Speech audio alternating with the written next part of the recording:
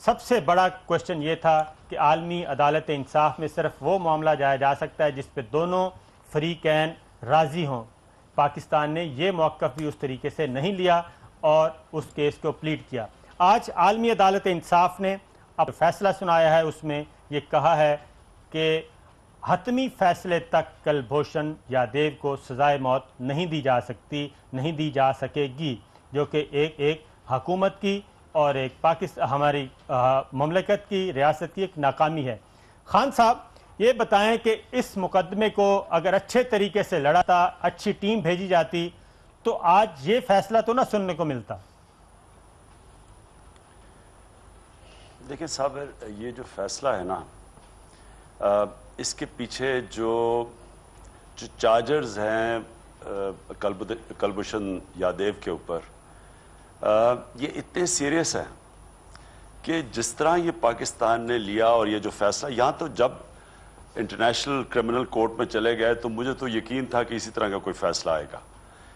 میرا پوائنٹ یہ ہے کہ اتنا جو سیریس چارجز ایک ہندوستان کے را کے ایجنٹ کے اوپر، جس میں کیا تھا، دہشت گردی اور پھر پاکستان کو توڑنا، یعنی صوبوں کو پوری سازش ہے کہ کسی طرح پاکستان سے علیحدہ کیا جائے، جو کہ ان کے ایک پورا ایک رائٹ ونگ طبقہ ہے جو چاہتا ہے کہ پاکستان کے صوبے آپس میں علیحدہ ہو جائیں، یعنی ملک کو کمزور کیا جائے، جو اصل میں اسرائیل کر رہا ہے عرب دنیا کے اندر۔ وہی ہندوستان کی کوشش ہے، یہ جو نریندر موڈی کی گورنمنٹ کی پالیسی ہے کہ ان کو کمزور کیا جائے اور اندر سے صوبوں کو ہلایا جائے، اور یہ دہشت گردی ایک ہتھیار ہے ادھر پہنچنے کے لیے۔ تو یہ سیریس چارجز ہیں۔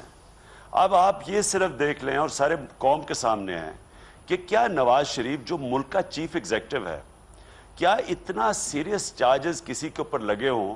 اس نے کہیں بھی دنیا میں نام لیا اس کا؟ یہ یونائٹڈ نیشنز میں گیا، کہیں کوئی اس سے بات کی اس کی؟ سب سے امپورٹنٹ چیز یہ کہ چلیں اگر میں مانوں کہ ادھر نریندر موڈی بھی بڑے کوشش کر رہے ہیں دوستی کرنے کی، تو چلو وہ سمجھ سکتے تھے کہ اچھا جی لوور لیول پہ ہو، لیکن نریندر موڈی کوئی موقع نہیں اس نے چھوڑا پاکستان کو ذلیل کرنے کا۔ جب موقع ملتا ہے کسی انٹرنیشنل فورم میں وہ پاکستان کو دہشت گرد کہتا ہے، خاص طور پہ پاکستان کی فوج کے اوپر جو وہ زبان استعمال کرتا ہے وہ ایگزیکٹلی وہ ہے جو ڈان لیکس میں ہے۔